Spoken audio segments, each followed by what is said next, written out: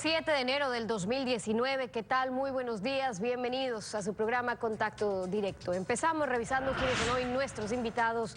Nos acompañan Richard Martínez, ministro de Economía y Finanzas, el diálogo para establecer la liberalización, focalización del subsidio a las gasolinas y el diésel, con transportistas de pasajeros, de carga y escolares. El primer paso hacia una liberalización mayor, se evita el alza general de precios, cómo se fija cupos para los usuarios del subsidio, lo vamos a revisar. También nos acompañará Guillermo León, el ministro de Telecomunicaciones, el proyecto de reformas a la ley de comunicación, el veto a establecer la renovación automática de licencias legalizadas en 1975. Se facilita el acaparamiento de frecuencias condenado por la ley, por la Convención Interamericana de Derechos Humanos. Y también estará Carlos Brunis, el presidente de la Unión de Cooperativas de Taxis y el presidente de la Federación de Transporte Terrestre de Pichincha. Vamos a hablar sobre el acuerdo del gobierno con los taxis amarillos para la focalización del subsidio a la gasolina extra, el monto del cupo para cada ciudad. Hay un estudio técnico o de buen cubero. ¿Es constitucional la discriminación contra otros taxistas? Lo analizamos. El presidente de la República denunció a la Fiscalía el resultado de la auditoría a 5 proyectos emblemáticos que solicitó el gobierno al Programa de Naciones Unidas para el Desarrollo, PNUD, en su cirugía mayor a la corrupción. Y la fiscal general subrogante indicó las limitaciones de la Fiscalía. Escuchemos. Lastimosamente, no hemos tenido todos los resultados esperados. Muchos de los que abusaron y mal utilizaron los recursos públicos aún no rinden cuentas a la justicia ecuatoriana. En mi gobierno hemos presentado más de 500 denuncias de corrupción del régimen anterior. Como resultado, la Contraloría indica que existen 317 exfuncionarios con indicios de responsabilidad penal. Todos esos casos ya reposan en manos de la Fiscalía General del Estado. Hoy, como ciudadano y presidente de la República, exhorto a la justicia, al sistema judicial de mi país, a no permitir más la impunidad.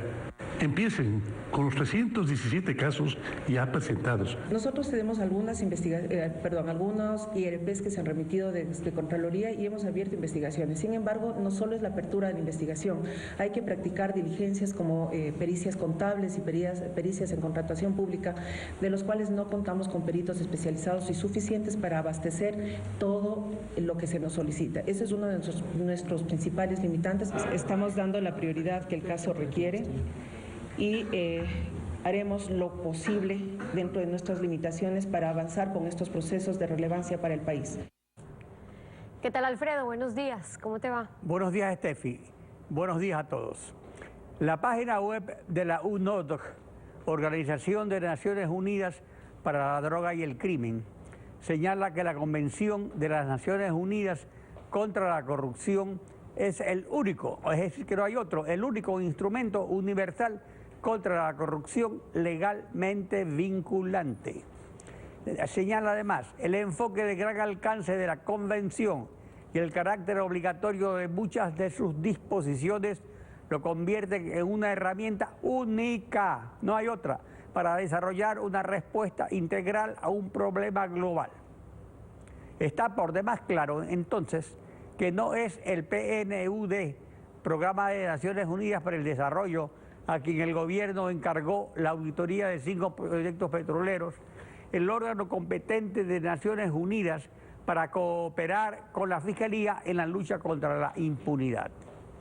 Esas auditorías sobre ilícitos judicializados ya hace 3 años son solo indicativas, no son vinculantes como la de Contraloría según la ley. Además, el señalamiento de la fiscal general subrogante sobre las limitaciones de la Fiscalía no puede ser más contundente. Por añadidura, su presupuesto se ha reducido en 2018 a 140 millones de dólares, cuando en 2017 fue de 141, que ya era exiguo para enfrentar el mayor volumen y complejidad de trabajo de la historia de la Fiscalía. La buena voluntad del presidente de la República y de algunos jueces y fiscales no alcanzan a derrotar al crimen organizado que está triunfando. Los fiscales son amenazados y renuncian. No hay sentencias en firme. Los prófugos aumentan. Las indagaciones previas duran años y no concluyen nunca. Las audiencias de juzgamiento duran meses. La Interpol desestima los pedidos del Ecuador. No se observa en la judicatura la solidez e independencia de los fiscales y jueces de Brasil, Suiza o Estados Unidos, ni tampoco los avances hechos por la justicia en Perú, Colombia o Panamá para que Odebrecht, el gran coimador, formalice con el Estado un acuerdo que permita la reparación integral de los daños perpetrados al pueblo ecuatoriano. La cooperación internacional de expertos de Naciones Unidas en apoyo a jueces y fiscales ecuatorianos es vital para honrar a la consulta popular, puesto que es una realidad el incumplimiento de la pregunta más votada de la consulta: sancionar a los corruptos y recuperar lo robado. El Estado sigue en deuda con el pueblo. La actualidad, los protagonistas, el análisis y la información en Contacto Directo.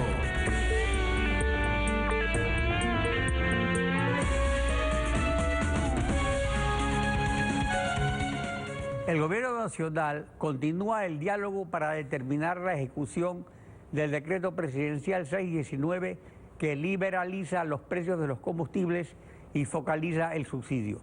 Con un ahorro de $800 millones, que es la cuarta parte de los subsidios, y no debería causar un alza general de precios, como ocurría sin dolarización.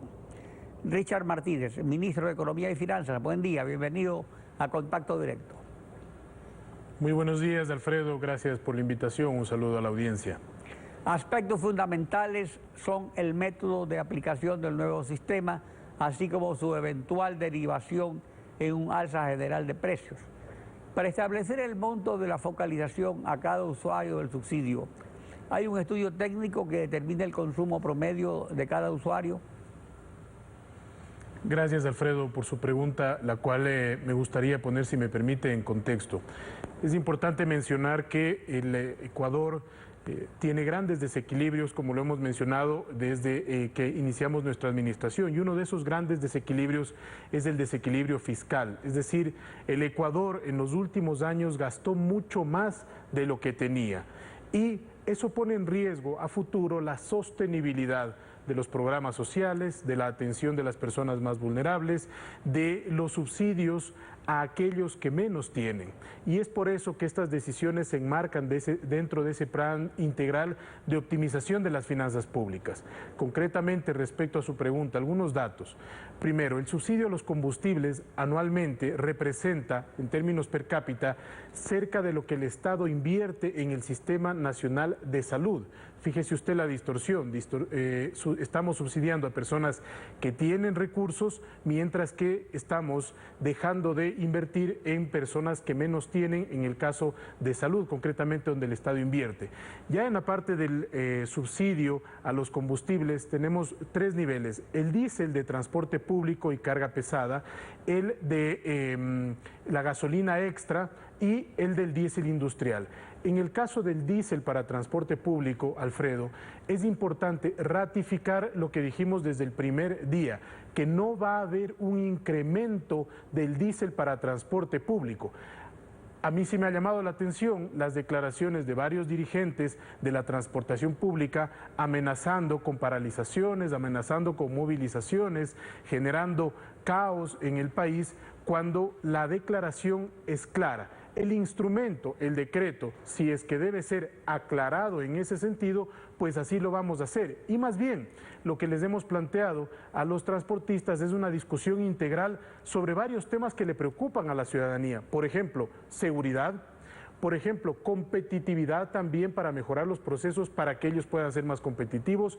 Por ejemplo, los temas de servicio público que tienen que ser mejorados y que la ciudadanía está a la expectativa también frente a un tratamiento diferenciado. No es que estamos, en el caso de la extra, estimado Alfredo, como han dicho algunas personas, preocupándonos del taxi en sí mismo, estamos preocupándonos del usuario del taxi. No queremos que el costo se traslade al usuario del taxi. Y allí, efectivamente, se han realizado varios estudios técnicos. La Agencia Nacional de Tránsito tiene estudios pormenorizados del consumo promedio por galón por los vehículos de transporte de taxi, y eso genera un nivel comparativo también con la región para ver cómo estamos en el consumo de combustible. Se han instalado GPS durante el último año en los taxis por diversos motivos de seguridad, por motivos de trazabilidad, etcétera, y eso permite tener una base de datos muy completa.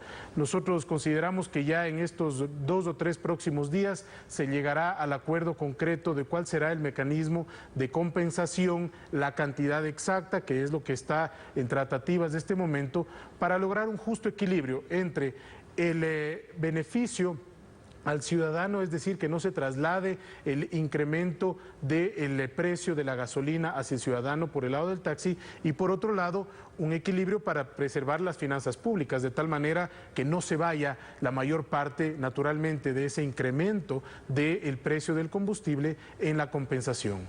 La focalización del subsidio al diésel incluye transporte de carga de placa nacional y transporte escolar.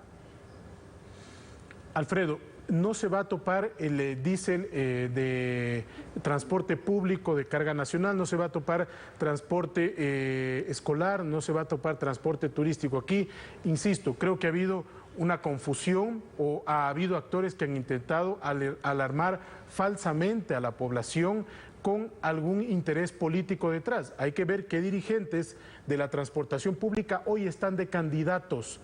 Y esas personas, escucharles sus declaraciones, que me parece que han sido poco responsables. Hemos tenido diálogos muy profesionales también con otros dirigentes que están conscientes de que el país en este momento necesita, más allá del tema del subsidio específico, trazar una hoja de ruta concreta de diálogo con ese sector. Entonces, no se va a topar el diésel. Bueno, pero por eso son las amenazas, seguramente para negociar mejor.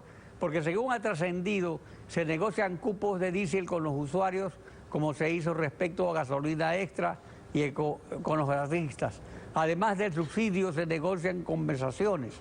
Por ejemplo, exigir discriminaciones entre usuarios, como los taxistas. ¿Es constitucional que haya diferencia entre unos taxistas y otros? Alfredo, es que en el caso del diésel, lo que ha habido, en mi opinión, es un alarmismo innecesario. No una presión que esté basada sobre una decisión que haya tomado el gobierno nacional. El gobierno nacional, el primer día, si usted revisa las declaraciones que particularmente debía hacer en ese momento, fue claro, y luego esto lo ha ratificado el señor presidente de la República: el precio del diésel no se va a incrementar. Entonces, no es que se pueda administrar un cupo sobre algo que no se va a topar, y al final del día lo que sí queremos hacer en el transcurso del tiempo es evitar que aquellas personas que tengan, por ejemplo, un vehículo 4x4 que esté utilizando combustible diésel, esa persona deba pagar el precio real. Ese es el objetivo. En el caso de los taxis, estamos trabajando, insisto, para evitar que el costo se traslade al consumidor. Ese es el objetivo. Y eso es lo importante, pero por eso no importa si el taxi es amarillo o verde o extranjero. El problema, Alfredo, es el registro y la regularización de los taxis. Entonces, nosotros tenemos que trabajar con las bases de datos que tiene la ANT, las bases de datos que tiene el SRI, las bases de datos de los que proveen las cooperativas, contrastarlas y sobre esa base tener una ejecución muy concreta respecto de la aplicación del mecanismo que se está preveyendo, que es un mecanismo tecnológico. Entonces, no es que exista una discriminación, lo que pasa es que tenemos que trabajar sobre la base de la formalidad, de la data y del registro existente, y es sobre eso lo que vamos a trabajar. Si es que a futuro, evidentemente, esa formalización permite que más personas se vayan incorporando en esa formalidad, enhorabuena, pero no podemos tampoco extender de manera indiscriminada, porque no controlamos aquello que es informal y tampoco vamos a alentar aquello que es informal. Ahora, para la industria de pesquera de exportación, ¿habrá subsidio para las naves? ¿Se excluyen las plantas industriales? ¿Se incluyen los camiones que transportan la carga? ¿Cómo funcionará esta focalización para el diésel que afecta también a la competitividad? El día de mañana tenemos una segunda reunión, Alfredo, tanto con el sector pesquero como con el sector camaronero. Esperamos que sea la definitiva. Han sido diálogos muy propositivos en la medida de buscar la solución estructural. Nuestro objetivo es liberalizar la importación de este tipo de combustible para la industria, de tal manera que pueda en un momento de precios bajos también favorecerse la industria y generar una compensación directa. Los detalles ya están ultimándose porque para el sector pesquero se va a mantener el cupo para las denominadas otras pesquerías, que son básicamente embarcaciones medianas, y para el sector atunero, por ejemplo, se está diseñando un mecanismo de devolución automática que permita compensar y evitar el efecto de costos, porque es un sector importante en términos de generación de mano de obra y en términos de ingreso de divisas. Y en el sector camaronero también lo mismo. Allí hay dos niveles, los grandes exportadores y los productores, ¿no es cierto?, que a su vez les venden a los grandes exportadores. Con ellos estamos diseñando un mecanismo que permita que el beneficio o que el impacto no llegue a los pequeños productores. Naturalmente nos interesan también los grandes exportadores, pero sobre todo privilegiar que el impacto no llegue a los pequeños productores, Alfredo. Después de 3 semanas de dictado el decreto, ¿se descarta un alza general de precios? ¿Cómo se evita ese abuso? De varias formas, Alfredo. Lo primero es el monitoreo constante, tanto a nivel estadístico, que lo está haciendo el INEC del registro, no tenemos una alarma en ese sentido, pero segundo, el control que está muy bien realizando el Ministerio del Interior a través de las gobernaciones, las comisarías, las intendencias. Es importante que los ciudadanos alerten y informen sobre potenciales especulaciones de precios. Nosotros como Estado vamos a actuar con todo el peso de la ley, evitando que esto afecte a los ciudadanos. No hay justificación para un incremento generalizado de precios, estamos focalizando justamente para evitar eso. El resto, las amenazas, las especulaciones, de nuestro lado van a ser combatidas en favor del ciudadano, Alfredo.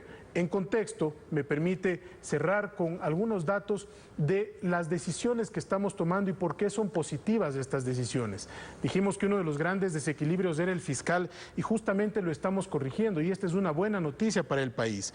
Al finalizar el año, terminamos con cerca de 3.300 millones de déficit frente a los 6.000 millones aproximadamente que terminamos en el año 2017.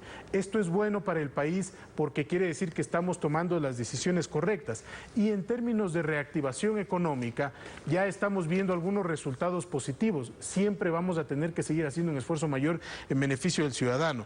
Pero si comparamos las cifras de ventas acumuladas hasta el mes de noviembre, vemos cerca de 10.000 millones más de ventas entre enero-noviembre de 2018 frente a enero-noviembre del 2017, un incremento aproximadamente promedio del 6-7%, que esto tenemos que incrementarlo efectivamente. Para eso está el reglamento de la Ley de Fomento Productivo, para eso está la Ley de Remisión Tributaria que ha beneficiado a 350.000 ciudadanos, y además, Alfredo, hemos beneficiado con esa ley a más de 130.000 personas que han salido de la central de riesgos, que hoy pueden acceder a un crédito, y estamos preparando junto con el presidente de la República y el señor vicepresidente de la República un plan integral muy importante que va a ser anunciado a finales de enero sobre reprogramación, reestructuración, innovación y refinanciamiento de crédito para la clase media.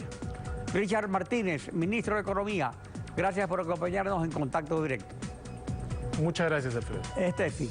Son las 7 de la mañana con 19 minutos, tiempo de ir a una pausa con ustedes, y cuando regresemos estará Guillermo León, el ministro de Telecomunicaciones. La inconstitucionalidad en las reformas a la ley de comunicación restableciendo renovaciones automáticas de frecuencias creadas en 1975, hace 43 años, con una realidad diferente a la actual. En pocos minutos lo vamos a analizar. Quédese usted en nuestra sintonía.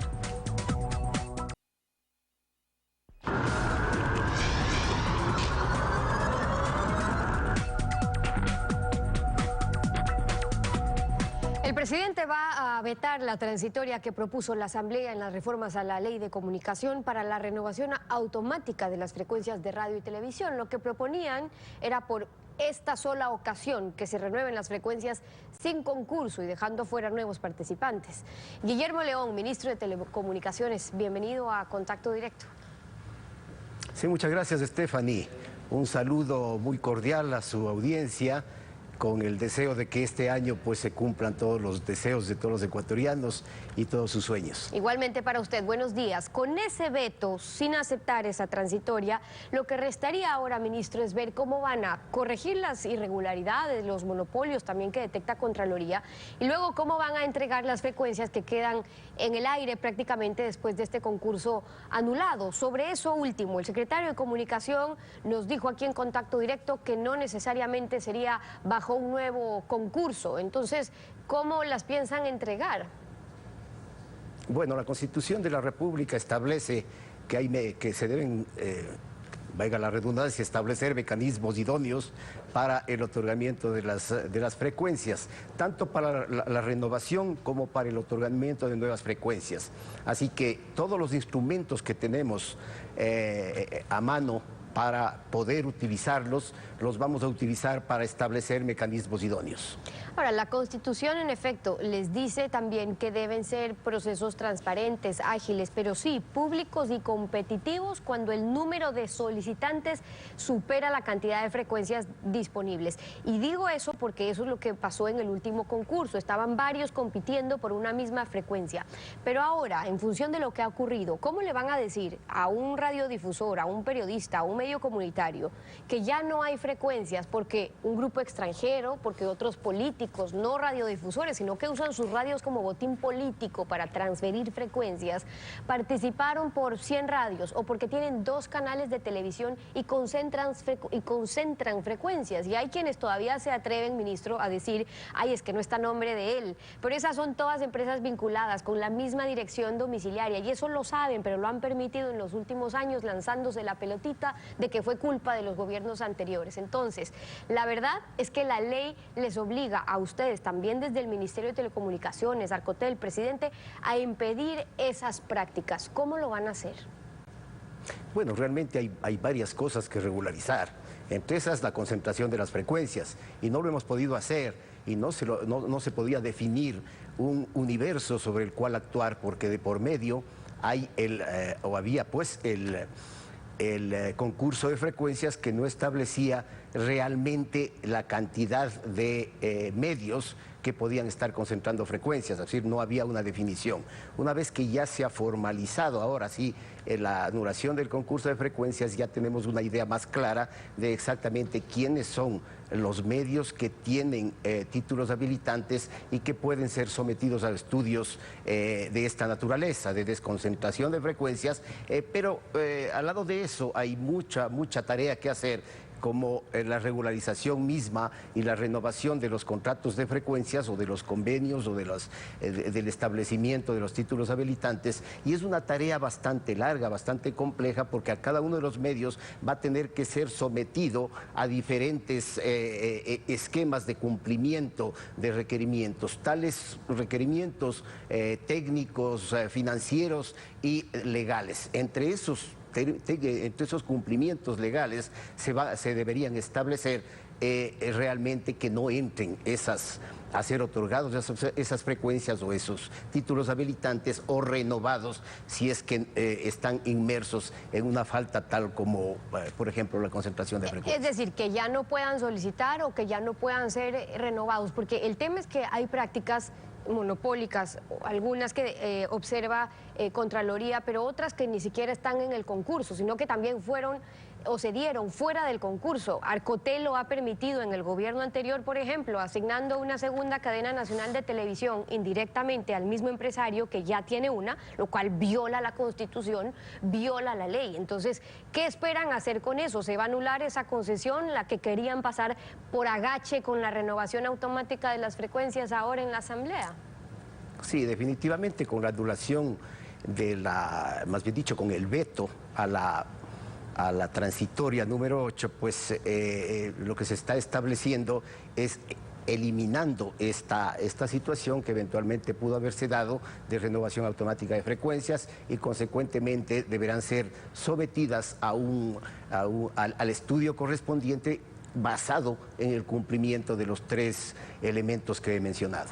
Y en ese caso específico, por ejemplo, ¿qué pasaría o cómo procederían? Digo, porque hay disposiciones claras que se violaron. En ese momento, una decisión o resolución de Arcotel que pedía la reversión de la frecuencia, pero luego hicieron las maniobras, dijeron, sacaron a uno, pusieron otros nombres y apellidos a un siguiente para decir no se revierte la frecuencia, sino que sigue funcionando, y tantas otras cosas que también Contraloría ha detectado.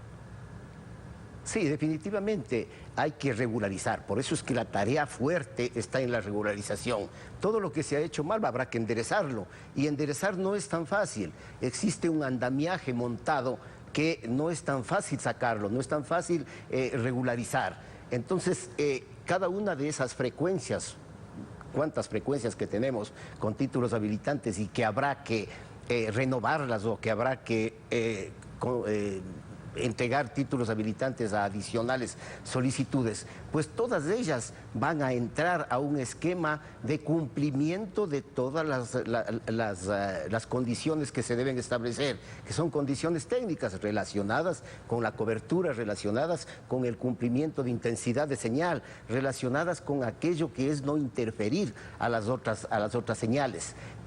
Todo lo relacionado con finanzas, con el esquema financiero, es decir, que se garantice que los medios están en condiciones de permanecer activos durante todo el desarrollo de su actividad en el tiempo. No es solamente cuestión de salir a la audiencia un mes y después desaparecer, sino que deben demostrar que en el tiempo van a permanecer. Que cumplan también todos los requisitos. Ahora, ministro, solo volviendo al tema del concurso, porque tienen varios frentes y está la preocupación también de los medios comunitarios, algunos que no están de acuerdo con todas las reformas o que se sienten afectados con esta nueva distribución de hasta el 34%, pero en la práctica, ¿qué ha hecho que los medios comunitarios no estén alcanzando mayor participación o qué es lo que se busca con eso?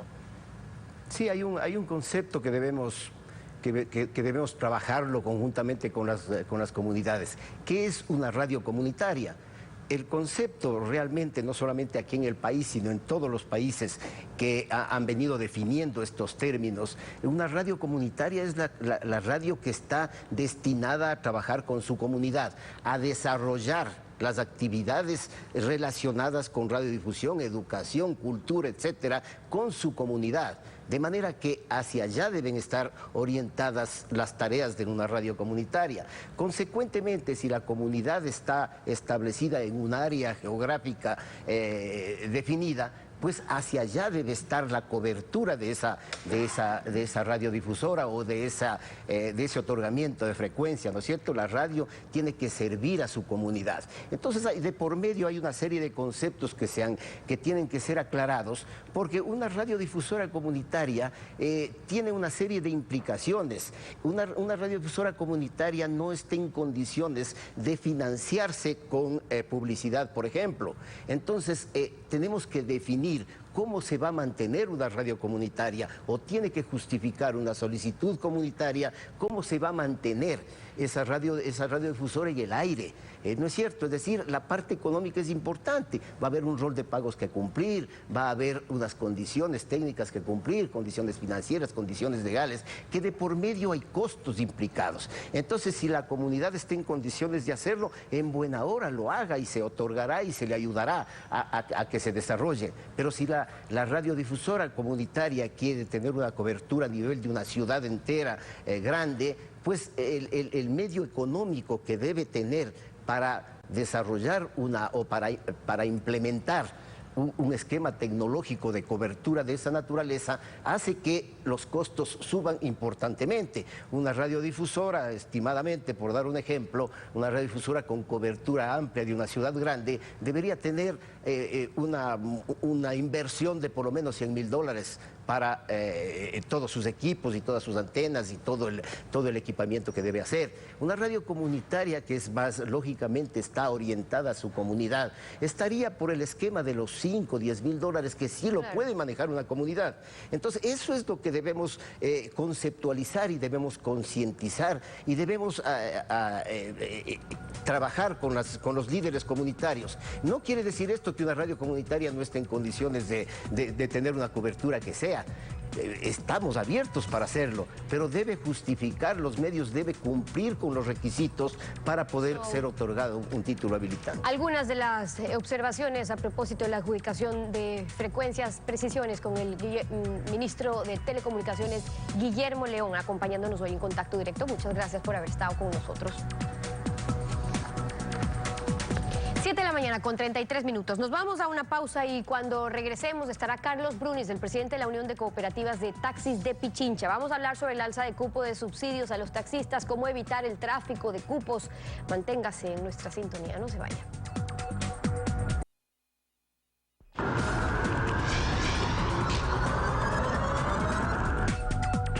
El primer acuerdo del diálogo del gobierno ha sido con los taxistas sobre la focalización del subsidio a los combustibles. Se les ha reconocido un subsidio que duplica el monto originalmente anunciado. Carlos Brunis, presidente de la Asociación de Taxistas de Pichincha, buenos días. Bienvenido a Contacto Directo. Buenos días, don Alfredo. Sí, nosotros nos mantenemos en diálogos. Todavía no se llega a un acuerdo final. En tanto en cuanto nosotros hemos manifestado de que es importante en que se otorgue algún documento mediante el cual nosotros podamos poner en consideración de nuestras bases. Aquí hay situaciones como por ejemplo, Alfredo, en el sentido de que la disposición segunda del decreto ejecutivo 619 prevé de que la información la proporcionará la Agencia Nacional de Tránsito, el Ministerio de Transporte y las entidades que nos regulan. Sin embargo, de eso se nos está pidiendo una información a nosotros, dándonos esa responsabilidad. Y la disposición general tercera prevé de que la Agencia Nacional con el Ministerio de Transporte inmediatamente otorgará un cupo de galones de combustibles, situación que hasta el momento los compañeros, a pesar de que el decreto ejecutivo está en vigencia desde el 26 de diciembre y ya estamos pagando prácticamente el dólar 85, nosotros consideramos de que es importante de que esta situación se clarifique, se transparente y sobre todo lleguemos a un acuerdo, como lo manifestaba usted, final. Hasta este momento no. Ahora, ¿en qué fundamentan los taxis amarillos que se les duplique el subsidio? ¿Marginando y excluyendo plataformas internacionales y taxis amigos o informales? ¿O cuál es el fundamento? Para nosotros no es la panacea, ni es que estamos conforme sobre el tema de una compensación, de un subsidio. Hemos manifestado y hemos dicho que hubiera sido mejor para quienes somos parte de las operadoras legalmente constituidas, el que se erradique de una vez por todas la informalidad, la ilegalidad. Y sí, don Alfredo, aquellas plataformas que están utilizando vehículos no homologados, que no cuentan con un título habilitante, tenemos una ley que está vigente para poder brindar un servicio de transporte, en este caso en taxis, hay que cumplir con una serie de requisitos. Nosotros habíamos manifestado y lo vamos a seguir insistiendo en el sentido de que hubiera sido mejor dialogar también respecto a las plataformas, que ojalá desde el gobierno nacional se implemente una plataforma para todo el país a fin de nosotros con este sistema poder fortalecer nuestra calidad en el servicio. Y claro, porque además, el beneficiario del subsidio, digamos, debe ser el pasajero. Y según el artículo 11, numeral 2 de la Constitución, dice que nadie podrá ser discriminado por razones de condición socioeconómica ni por cualquier otra distinción personal o colectiva. Entonces, ¿sería inconstitucional excluir de la focalización del subsidio a otros taxistas que no sean los amarillos? ¿O ustedes prefieren que haya una plataforma única de requisitos para que se pueda prestar el servicio? Don Alfredo, la ley es clara. La ley dice que un taxi es un vehículo que está autorizado para brindar este servicio a través de una operadora legalmente constituida, sea esta cooperativa o compañía. Además, el conductor debe ser chofer profesional con un vehículo homologado, con una serie de requisitos como lo manifestaba. Nosotros hemos de seguir insistiendo, don Alfredo, lo que más bien sí le vemos un poco discriminatorio, el hecho de pronto de que solo aquellas personas que son parte de una federación pueden obtener el beneficio. Ahí es excluyente. Por esa razón es que decimos, y en esto debemos reconocer, de que los diálogos se mantienen. Hoy estamos convocados o invitados a las 3 de la tarde a la Presidencia de la República, en donde seguiremos exponiendo todas estas situaciones que no vemos que están claras. Realmente nosotros manifestamos y decimos de que es importante que la ciudadanía conozca que nosotros en ningún momento hemos pedido ningún tipo de incremento en las tarifas, que antes cuando se hablaba del incremento a los combustibles, lo primero que se ponía en el tapete era revisar las tarifas. Hoy por hoy nosotros somos consecuentes con el pueblo y no hemos manifestado en ningún momento que es necesario la revisión de las tarifas. Por lo tanto, es necesario que la ciudadanía conozca que el subsidio en realidad no es a aquel compañero que presta un servicio, sino más bien a la ciudadanía con el fin de no afectar en el pago de las tarifas a los ciudadanos. Ahora, pero la focalización se ejecuta con una tarjeta bancaria prepago. El dueño del taxi entrega el carro al comenzar la jornada con tanque lleno al taxista, al chofer, y este al final de la jornada lo devuelve con el tanque lleno al dueño. ¿Cómo el taxista tanquea con gasolina subsidiada si el cupo lo tiene el dueño? ¿Cómo se evitaría el tráfico de cupos de los dueños del carro y la tarjeta prepago de la gasolina subsidiada? ¿Cómo se asegura eso de que realmente sea el carro el beneficiario del subsidio y no el dueño de varios carros? Esto es importante, don Alfredo. El decreto ejecutivo 619 establece que el beneficio es para el vehículo que está legalmente autorizado para brindar el servicio. No es para la persona, sino para el vehículo. Por esa razón, de ser el caso de ya llegar a un entendimiento, a un acuerdo final, nosotros tenemos que presentar la información respecto a la matrícula, a las placas del vehículo. No es de la persona, no es que Carlos Brunis presenta su número de cédula y tiene el beneficio. Pero ¿cómo se aseguran además, de que el chofer no vuelva a llenar el tanque con gasolina, digamos, subsidiada o no subsidiada? Pues? Porque él tiene ese compromiso con el dueño.